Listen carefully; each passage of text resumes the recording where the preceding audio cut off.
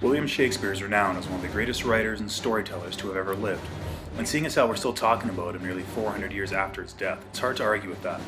However, for someone whose work is so highly regarded, very little is known about his life, and in order to fully understand the man's work, we need to first take a look at who he was and where he came from. Shakespeare lived during what is known as the Elizabethan Age of England, so named for the ruler at the time, Queen Elizabeth I, who reigned from 1558 to 1603. This time is often called the Golden Age of British history, as was an era of great advancement for the realm economically, imperialistically, and culturally. It was also at the height of the English Renaissance, and as such the arts were booming. Music, poetry, literature, and theatre were at an all-time creative high, as exemplified by writers like Ben Jonson and Christopher Marlowe, who produced some of the most beloved and well-known pieces of work in English theatrical history. Elizabeth herself was a remarkable person, and there's nowhere near enough time to go into detail about her. However, it is important to note her role as a strong, powerful, and influential woman at a time when the patriarchy still dominated nearly all aspects of everyday life. Essentially, she was the Renaissance equivalent of Beyoncé.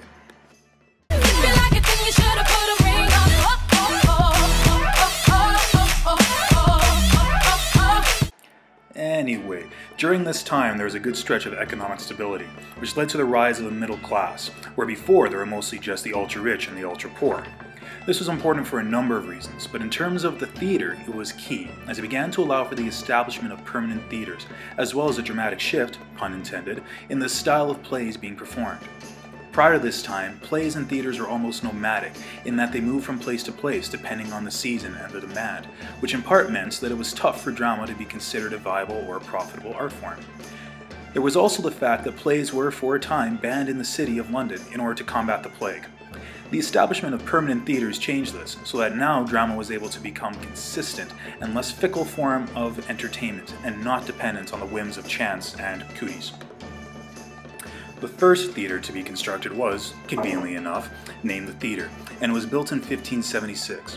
Several other theatres were built in the following decades, perhaps the most famous of which being the Globe in 1599, which would become home to Shakespeare's work and still stands and operates even to this day.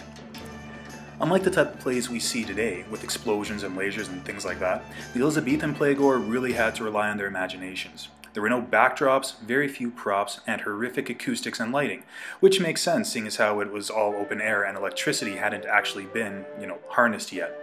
Costumes therefore were very bright and elaborate in order to compensate, although they were very pricey, so they were reused from play to play. And yes, all the actors were male, with the roles of women being played by young men or boys, as women were not permitted to work in theatres. Son, it's not my fault, Master Shakespeare. I could do it yesterday. Do me a speech. Do me a line.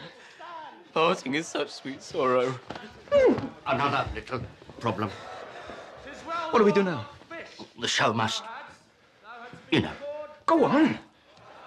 As far as the actors in these theatres, they were often organized as playing companies, which were essentially teams of actors, writers, and managers. Each company was based out of a theatre, much like sports teams had home stadiums, and the more successful companies had wealthy sponsors that helped to keep them in operation.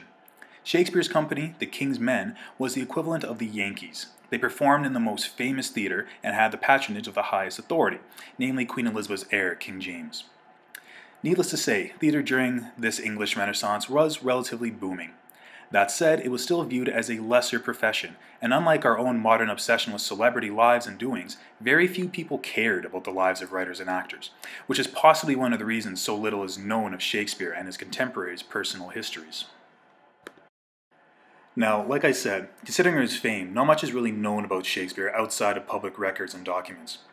We do know that he was born in the town of Stratford-upon-Avon, just a few kilometers northwest of London, to John Shakespeare and Mary Arden, a modestly successful family. The first official record we have of his existence is his baptismal record, dated April 26, 1564.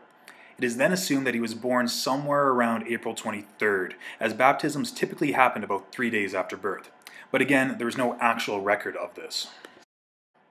It's important to note that even though Shakespeare's family wasn't necessarily poor, they were still considered common folk, and as such we don't know much about his education. It's widely assumed he attended the King's New School in Stratford, where he learned basic reading and writing skills. This seems likely, as most of the boys in Stratford attended the school, although all records have been lost.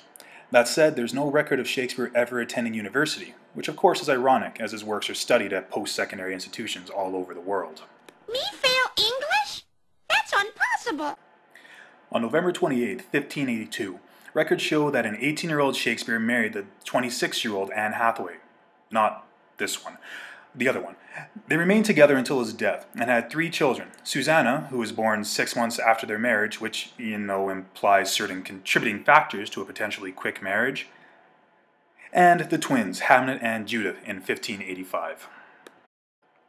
Now at this time, there's a 7-year gap in Shakespeare's biography where no one is quite able to figure out what he was up to. Most scholars agree that he was already an actor and a rookie playwright in The Lord Chamberlain's Men, a precursor to The King's Men, but nothing else is known for certain. Some say he did odd jobs for the London theatres, some say that he was a schoolmaster. All we know is that by around 1592, Shakespeare had somehow made his way to London and begun his theatre career in earnest.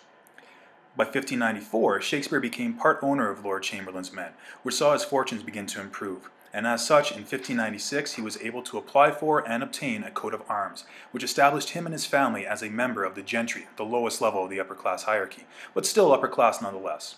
During this time, he was writing and acting in both his own and other plays, and was steadily becoming more and more renowned for his work. Started from the bottom, now we're here. Started from the bottom, now my whole team in. Started from the bottom, now we're here. His early work reflected the tastes and styles of the time. Richard III and the Henry VI trilogy played to the desire for historical dramas, while comedies like The Taming of the Shrew and The Two Gentlemen of Verona focused on relationships and romance, though in a very sexist and misogynistic way. Now, his stories were meant to appeal not just to the upper class, but to the common people as well. The characters were unique individuals with the same strengths and flaws that all people possess.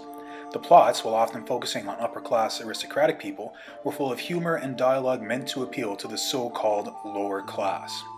During this time, he wrote such classics as A Midsummer Night's Dream, Romeo and Juliet, Much Ado About Nothing, Henry V, and Julius Caesar.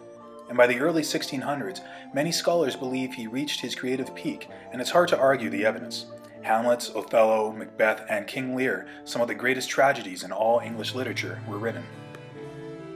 By 1613, it seems that Shakespeare had retired from the theatre and moved back to Stratford, and on April 23, 1616, he died at the age of 52.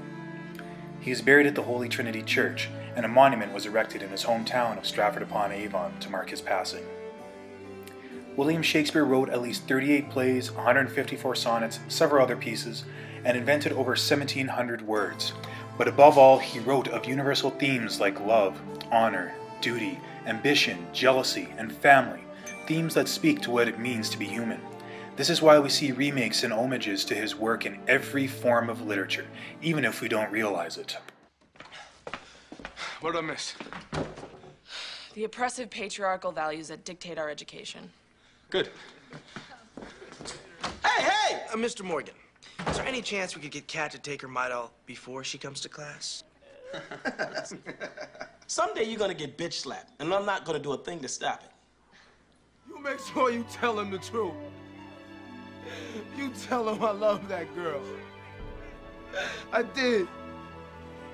But I got played. Does thou not suspect my ears?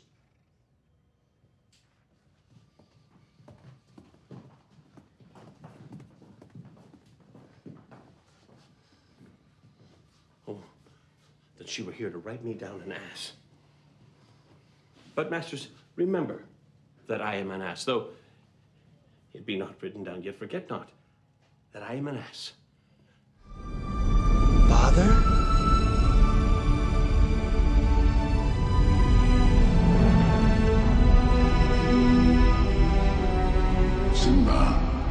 You have forgotten me.